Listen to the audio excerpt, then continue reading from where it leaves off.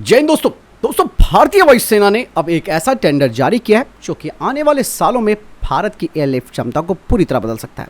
कई news articles आए हैं दोस्तों भारतीय वायुसेना के एक नए टेंडर को लेकर, जिसमें कि 60 नए मल्टी रोड ट्रांसपोर्ट एयरक्राफ्ट खरीदने की योजना सामने आई है। बाकायदा रक्षा मंत्रालय ने इसके लिए रिक्वेस्ट फॉर प्रपोजल यानी कि RFP जारी कर दिया।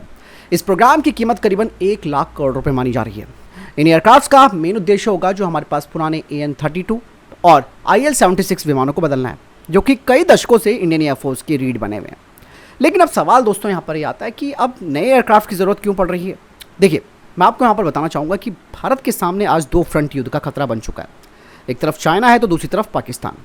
दोनों के साथ हमारी जो बॉर्डर्स हैं वो डिस्प्यूटेड हैं, अक्सर झड़पें भी होती रहती हैं और इवन पाकिस्तान के साथ तो जंग भी हुई है। और ऐसी जंग की स्थिति में सेना, हथियार, टैंक, मिसाइल और जो राहत सामग्री है उसे तेजी से एक जगह से दूसरी जगह तक पहुंचाने की क्षमता काफ़ी इंपॉर्टेंट हो जाती है। इवन एग्जाम्पल के तौर पर कारगिल की जंग हो, लद्दाख का संकट हो या फिर ऑपरेशन राहत जैसे मानवीय मिशन, हर बार दोस्तों ट्रांसपोर्ट एयरक्राफ्ट सबसे बड़ा रोल निभाते हैं। और सबसे इंटरेस्टिंग बात यहाँ पर यह है कि इस कंपटीशन में भारत की बड़ी कंपनियां भी शामिल है, जिसमें कि टाटा ग्रुप ने अमेरिकी कंपनी लॉकहीड मार्टिन के साथ साझेदारी की है और वो C-130J हरकुलिस विमान पेश कर सकते हैं। तो दूसरी तरफ महिंद्रा डिफेंस ने ब्राजील की एम्ब्रेर के साथ हाथ मिलाया और उसका सबसे बड़ा दावेदार है KC-390 एयरक्राफ्ट। इवन दोस्तों यहाँ पर HAL और रशिया भी मैदान में खड़े हैं, जो कि पुराने multi role transport aircraft project को फिर से जीवित करने की कोशिश कर रहे हैं। और इवन दोस्तों अडानी डिफेंस भी इस रेस में शामिल हो गया है। अब यहाँ पर सबसे दिलचस्प बात यह है कि इंडियन एयरफोर्स केवल इन एयरक्राफ्ट्स को मांग नहीं रही है, बल्कि इंडियन एयरफोर्स ने साफ तौर पर कहा है कि इन एयरक्राफ्ट्स की भारत में फाइनल असेंबली लाइन लगनी चाहिए। इवन MRO भी लगना चाहिए, यानी कि मेंटेनेंस, रिपेयर और ओवरहॉल सुविधाएं भी भारत में होनी चाहिए। साथ ही शुरुआत में 40% और बाद में 60% तक स्वदेशीकरण होने का भी लक्ष्य रखा गया है। और यहाँ पर यह बात साफ हो जाती है कि ये डील केवल एयरक्राफ्ट खरीदने का प्रोजेक्ट नहीं है दोस्तों, बल्कि ये भारत में एक नई एरोस्पेस इंडस्ट्री खड़ी करने की कोशिश भी है। इवन दोस्तों अब आती है सबसे इंपॉर्टेंट बात। पहली बात तो यहाँ पर यह है कि ये प्रोग्राम काफ़ी लेट हो चुका है। AN-32 एयरक्राफ्ट कई दशकों से सर्विस में है, इनकी उम्र लगातार बढ़ रही है, स्पेयर पार्ट्स की समस्या आ रही है। ऐसे में इंडियन एयरफोर्स को नया एयरक्राफ्ट काफ़ी साल पहले ही चुन लेना चाहिए था, क्योंकि एयरक्राफ्ट के परीक्षण होते हैं, उनका प्रोडक्शन शुरू होता है, उसमें ही 8-10 साल लग जाते हैं। इसलिए इंडियन एयरफोर्स को चुनौतियों का सामना करना पड़ रहा है। और दूसरी सबसे बड़ी प्रॉब्लम यहाँ पर यह है कि भारत ने अभी तक खुद का अपना स्वदेशी मीडियम कैटेगरी का ट्रांसपोर्ट एयरक्राफ्ट विकसित नहीं किया है। हम फाइटर जेट्स, मिसाइल्स और ड्रोन्स की दिशा में आगे बढ़ रहे हैं, लेकिन ट्रांसपोर्ट एयरक्राफ्ट के क्षेत्र में अभी भी हम विदेशी तकनीक पर निर्भर हैं।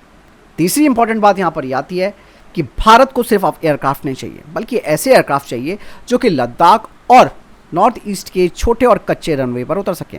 यही वजह है कि C-130J और KC-390 जैसे एयरक्राफ्ट इस रेस में सबसे मजबूत दावेदार माने जा रहे हैं। इवन यहाँ पर A-400 भी शामिल था, लेकिन अब बात सामने आ रही है कि इसे पूरी तरह से बाहर कर दिया गया है। लेकिन सवाल यही खड़ा होता है अभी भी, क्या भारत को फिर से विदेशी डिज़ाइन पर निर्भर रहना पड़ेगा? और सबसे बड़ी बात यह है कि दोस्तों, जैसे कि मैंने बताया कि भारत ने इस क्षेत्र में कभी काम किया ही नहीं। हमेशा हम रशिया से ही इस तरीके के ट्रांसपोर्ट एयरक्राफ्ट खरीदते रहे, अमेरिका से खरीदते रहे, लेकिन अपना खुद का नहीं डेवलप कर पाए।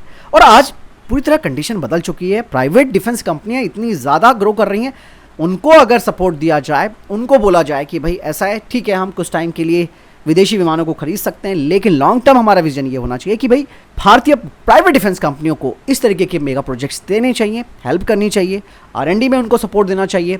इवन सबसे इंपॉर्टेंट बात यह है कि विदेशी निर्भरता आपको आगे जाकर झुकाती ही है। स्पेयर पार्ट्स वो लोग नहीं देंगे, फिर कभी जंग के समय सप्लाई चेन का रोना रोएंगे, तो बहुत चीज़ें। हालांकि भारत ने इस डील में भी ये बात रखी है कि 60% तक स्वदेशीकरण होना चाहिए, लेकिन ये बात विदेशियों को हजम नहीं होती है। वो अक्सर इन सब चीज़ों में देरी करते हैं और नुकसान होता है। वक्त आ चुका है, आज जो हमारी ज़रूरत है वो कल हमारी किसी पर निर्भरता ना बने। बेहतर ऑप्शन है भारतीय प्राइवेट डिफेंस कंपनियों को आगे लाना होगा, उन्हें सपोर्ट देना होगा, ताकि इस तरीके के मीडियम कैटेगरी के जो ट्रांसपोर्ट एयरक्राफ्ट है वो देश में विकसित हो सके।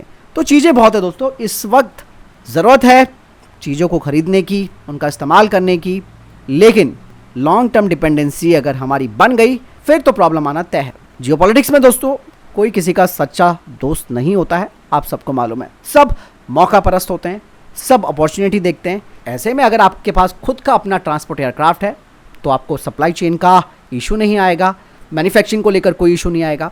तो जिस तरीके से हमने तेजस फाइटर जेट को डेवलप किया है, ठीक है, इंजन को हम ले सकते हैं बाहर से, बट उसके लिए भी प्लानिंग आगे चल रही है कि भारत अपना खुद का जेट इंजन बनाएगा और उसका इस्तेमाल हम अपने एमका और तेजस मार्क 2 में करेंगे। ये तो चलो लॉन्ग टर्म परियोजना है। और यहाँ पर मैं आपको एक चीज़ बताता हूँ कि जो मिलिट्री एयरक्राफ्ट है उसे बनाना काफ़ी टफ काम होता है। ऐसे में भारत पार्टनरशिप भी कर सकता है कि ठीक है हम कुछ एयरक्राफ्ट आपसे ले रहे हैं, बाकी चीज़ों को भारत में बनाओ, जैसे कि इस डील में भी हो सकता है। लेकिन भारत को सीखनी पड़ेगी प्रिसाइज टेक्नोलॉजी, साथ ही उन चीज़ों को भी देश में डेवलप करना होगा जो कि विदेशों से आएंगी डील होने के बाद भी। तो बहुत चीज़ें हैं। फिलहाल मैं आपसे पूछना चाहूँगा कि इंडियन एयरफोर्स को कौन सा ट्रांसपोर्ट एयरक्राफ्ट चुनना चाहिए इन दोनों में से, C-130J या KC-390। हालांकि मैं पर्सनली अपना व्यू देना चाहूँगा, KC-390 काफ़ी अच्छा है और ये एयरक्राफ्ट जो है वो स्पेशली C-130J से ज़्यादा पेलोड भी ले जा सकता है। बहुत चीज़ें दोस्तों, लेट्स सी आगे कहाँ तक बात बनती है।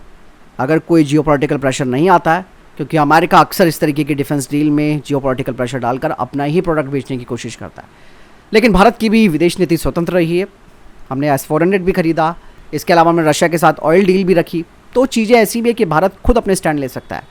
चलिए फिर भी आपको क्या लगता है कमेंट सेक्शन में अपनी राय जरूर दीजिएगा। मैं तो वीडियो के साथ नमस्कार, जय हिंद, वंदे मातरम।